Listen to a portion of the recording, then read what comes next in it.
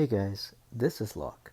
In this video, I'm going to be going through how to progress through the medium risk area of the Shackled Captive, this Broken Frontline thing. Each of these have different strategies.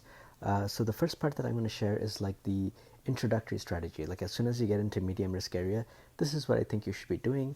And then I'm going to slowly go into the kind of medium like the medium difficulty thing that I was doing, and then finally what your kind of end game team should look like. So I'm going to go through three different formations. It'll be different for each of these, so I'm just going to be doing the Shackled Captive in this video. Um, so just so you know, every week these will change, so try to figure out which is going to be the best, giving you the best advantage for each week and pick those. But yeah, let's get right into it, and I will show you the first strategy that you should be using when you get into this. Um, First of all, I'm just going to give you a little basic idea of this like introductory strategy. Basically, once the boss spawns, you are actually going to let the boss go all the way to the back. You're not going to put anything to stop him, and the reason for that is because you're going to save a lot of time. So the idea is to kill all these other minions and just let the boss walk through. So you're going to want to focus on range damage dealers, because if you put a range damage dealer here, it can hit the boss as he's walking all the way over here. Whereas with the melee person, you can only hit him there, and you have to keep constantly moving them as well to make sure you're maximizing the damage output. And you would definitely want to make sure you kill the other things as soon as possible, because you have a huge time score as well. So you want to kill them as soon as possible, and you want to make sure you kill them, and then let the boss walk through. So this is what it's going to look like. You don't need a healer or anything, and the what is it called? The power that you should be using is called Last Stand to increase the damage that you're dealing. You won't really be taking much damage. Actually, you'll be taking no damage at all. So just maximize your damage output. This is kind of what the run will look like. So use this as soon as possible, and then make sure you're hitting these and move your melee guys to the back if you need to make sure that you basically kill all of them. So that's how that looks like, and then the next stage will spawn, and again try to move these guys to make sure you're defeating them as soon as possible, so that you are able to get the best score that you can. Okay, something like this. And then once that's done, move these guys to the back. Make sure that nobody is you can do something like this if you want. Like make sure you keep moving them back so that the boss doesn't stand like that. So I actually kind of messed up there. Something like this is better, so that again the boss has nothing in the way, because as soon as he stops, then he will be taking damage. And this is actually not the optimal setup. Something like this is probably better, and you want to keep moving the melee guys along as he's walking to make sure you get as much damage as possible. But you can take a look here to see what the score is. I got 185,000. So when I first started this, like my units were obviously a lot lower level, and the score that I got the first time I tried this was about 160,000. That was what I was able to get. And then I tried, like defeating the boss. I was actually able to defeat the boss using a healer and so on. But my score was a lot less than using, just letting the boss walk through. So I think for players that are starting out in the mid-risk area, that's probably the strategy that you should use. It'll probably be the one that gives you the highest score.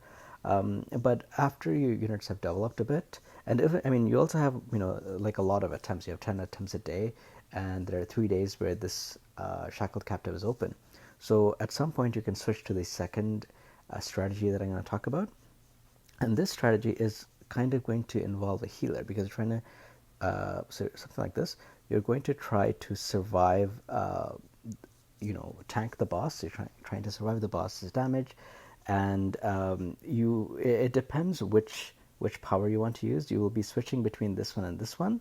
And sometimes when heal, depending on what you need. Like when I tried, I think the very first time I could only defeat the boss with heal, because I find that this boss actually does a lot of damage. So it was a little bit hard to to use this, because if I use this, my units just died right away. So I could not use Last Stand. I could only use either heal or I used Empower to try to deal as much damage as possible for this boss. and everything else was kind of similar to what I talked about before. Like you're moving these units as the runners are going up to make sure you try to defeat them as soon as possible. If you're using Empower, you can feed it to him and also feed it to her because she's going to do a lot of damage. Sorry, this is not a him, this is a her as well. Feed it to Nox and feed it to Irene to make sure you core break and you deal a lot of damage. So I'm going to use this and show you kind of what this stage will look like. So again, you start off here and you try to deal as much damage as possible.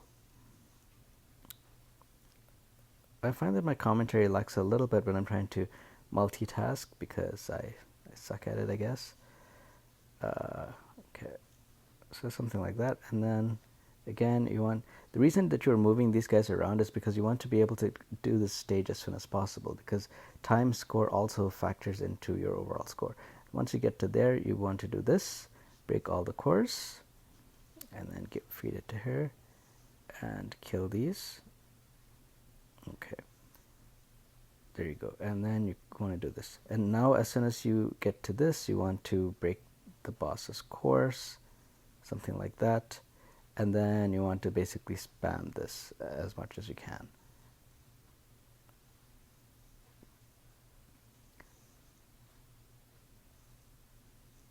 Something like that. So that's basically the strategy, and then you want to move these out of the way and let the boss damage you. So this was the strategy I used before. I'm doing a lot more damage than I did when I first started because my units are a lot higher level. But this is the basic gist of this strategy. Use a tank here, and then use these skills to replenish your units' damage, and yep, and then repeat.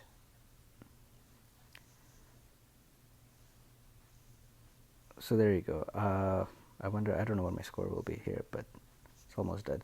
One thing you wanna make sure is if you're using a melee unit and you want them to core break, don't put them right in front of the boss because the boss actually steals your unit's energy. So you have to leave them like along the side, and then you can do something like this.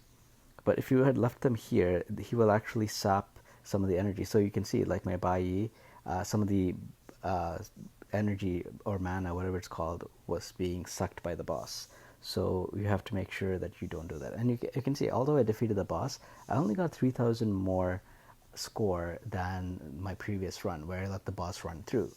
So you can see, like, unless I completely optimize this, it's really hard to get a lot higher score than just letting the boss run through, right? So I actually, for a long time, I actually just let the boss run through because my score was a lot higher doing that than using a strategy like this. But eventually, when my units were high enough level and I optimized it properly, and I was able to finally get a little bit higher score, and then slowly started pushing it.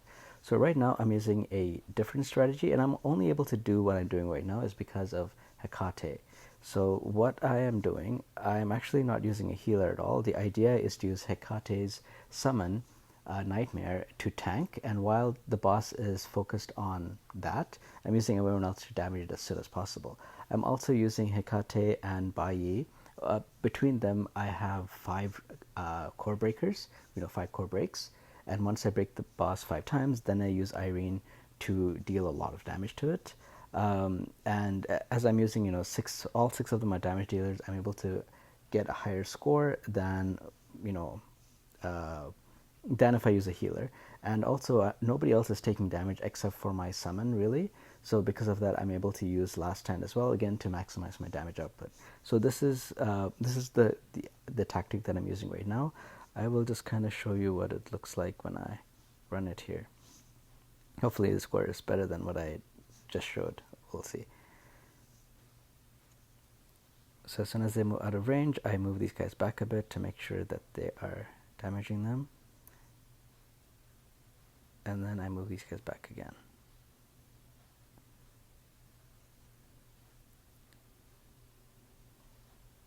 And I want to make sure that this guy is standing in the center so that he's able to get all 3 of them core break, and Now I can summon that there.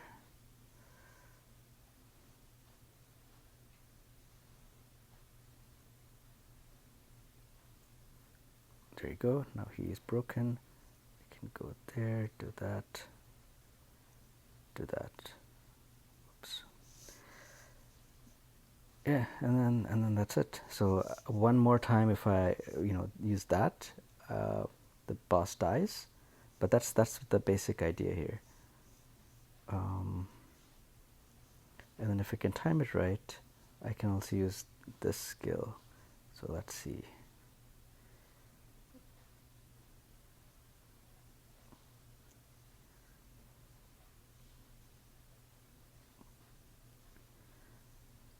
So there we go. So let's see what the score is now with that. So I get to 224,000.